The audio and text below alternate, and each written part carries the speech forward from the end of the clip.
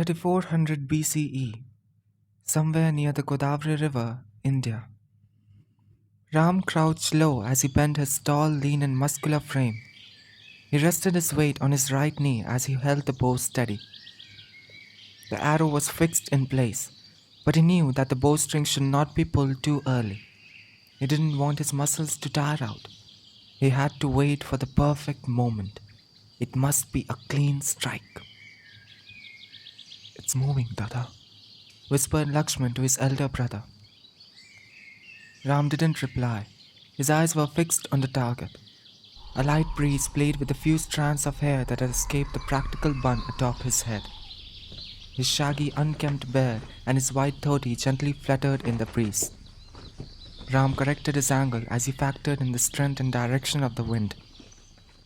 He quickly cast his white angvastram aside to reveal a battle-scarred, dark-skinned torso.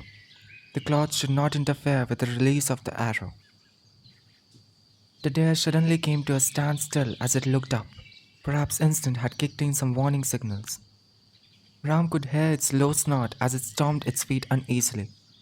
Within a few seconds, it went back to chewing leaves as silence prevailed. The rest of the herd was a short distance away, hidden from the view by the dense foliage of the forest. "By the great Lord Parshuram, it ignored its instincts," said Lakshman softly. "Thank the Lord, we need some real food. Quiet." Lakshman fell silent. Ram knew they needed the skill. Lakshman and he, accompanied by his wife Sita, had been on the run for the last 30 days.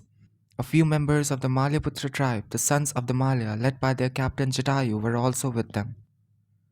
Jatayu had urged flight well before the inevitable retaliation came. The botched meeting with Surpnaka and Vibhishan would certainly have consequences. They were, after all, the siblings of Ravan, the wrathful demon king of Lanka. Ravan was sure to seek vengeance. Lankan royal blood had been shed. Racing east through the Dandakaranya, the dense forest of Dandak, they had travelled a reasonable distance parallel to the Godavari. They were very reassured now that they wouldn't be easily spotted or tracked. Straying too far from the tributary rivers or other water bodies would mean losing out on the best chance of hunting animals. Ram and Lakshman were princes of Ayodhya, inheritors of the proud Kshatriya tradition of the Raghukul, the descendants of Raghu. They would not survive on a diet of herbs, fruits and leaves alone. The deer remained stationary, lost in the pleasure of grazing on tender shoots. Ram knew this was the moment. He held the composite bow steady in his left hand as he pulled the string back with his right, till it almost touched his lips. His elbow was held high, almost perfectly parallel to the ground, exactly the way his guru, Maharshi Vasishtha, had taught him. "The elbow is weak. Hold it high. Let the effort come from the back muscles. The back is strong." Ram pulled the string a notch further and then released the arrow. The missile whisked past the trees and slammed into the deer's neck. It collapsed immediately, unable to even utter a bleat as blood flooded its lungs. Despite his muscular bulk, Lakshman rushed forward stealthily. Even as he moved, he pulled out a knife from the horizontal scabbard tied to the small of his back. Within moments, he reached the deer and quickly plunged the blade deep in between the animal's ribs, right through to its heart. "Forgive me for killing you, O noble beast," he whispered the ancient apology that all hunters offered as he gently touched the deer's head. "May your soul find purpose again while your body sustains my soul." Ram caught up with Lakshman as his brother pulled the arrow out, wiped it clean and returned it to its rightful owner. "Still usable," he murmured. Ram slipped the arrow back into his quiver as he looked up at the sky. Birds chirped playfully and the deer's own herd displayed no alarm. They had not sensed the killing of one of their own. Ram whispered a short prayer to Lord Rudra, thanking him for what had been a perfect hunt. The last thing they needed was their position to be given away. Ram and Lakshman made their way through the dense jungle. Ram walked in front, carrying one end of a long staff on his shoulder, while Lakshman walked behind, holding up the other end. The deer's carcass dangled in the middle, its feet having been secured to the staff with a sturdy rope. "Ah, a decent meal after so many days," said Lakshman. Ram's face broke into a hint of smile, but he remained silent. We can't cook this properly though, right, Dada? No, we can't. The continuous line of smoke will give away our position. Do we really need to be so careful? There have been no attacks. Maybe they have lost track of us. We haven't encountered any assassins, have we? How would they know where we are? The forests of Dandak are impenetrable. Maybe you're right, but I'm not taking any chances. I would rather be safe. Lakshman held his peace even as his shoulders drooped. It's better than eating leaves and herbs, said Ram, without turning to look at his brother. That it certainly is, agreed Lakshman. The brothers walked on in silence. There is some conspiracy afoot, Dada. I'm unable to pin down what it is, but there's something going on. Perhaps Bharat, Dada... Lakshman rebuked Ram sternly. Bharat was the second oldest after Ram and had been anointed crown prince of Ayodhya by their father Dashrath following Ram's banishment. The youngest Shatrugna and Lakshman were twins separated by differing royalties. While Shatrugna remained in Ayodhya with Bharat, Lakshman unhesitatingly chose a life of hardship with Ram. The impulsive Lakshman was skeptical of Ram's blind trust in Bharat. He considered it his duty to warn his excessively ethical eldest brother about what appeared to him as Bharat's underhand dealings. I know you don't like hearing this, Dada, Lakshman persisted, but I'm certain that he's hatched a plot against... We will get to the bottom of it, reassured Ram, interrupting Lakshman. But we first need allies. Jatayu is right. We need to find the local Malyaputra camp. At least they can be trusted to help us. I don't know whom to trust anymore, Dada. Maybe the vulture man is helping our enemies? Jatayu was a Naga, a class of people born with deformities.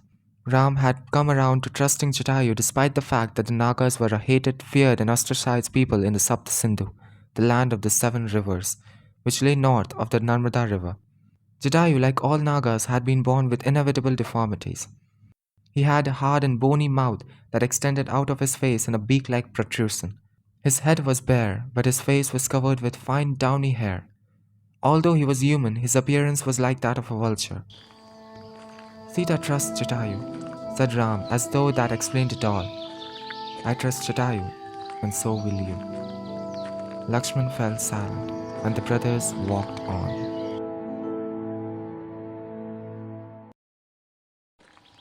But why do you think it's irrational to think Bharat Dada could... Shh, said Ram, holding his hand up to silence Lakshman.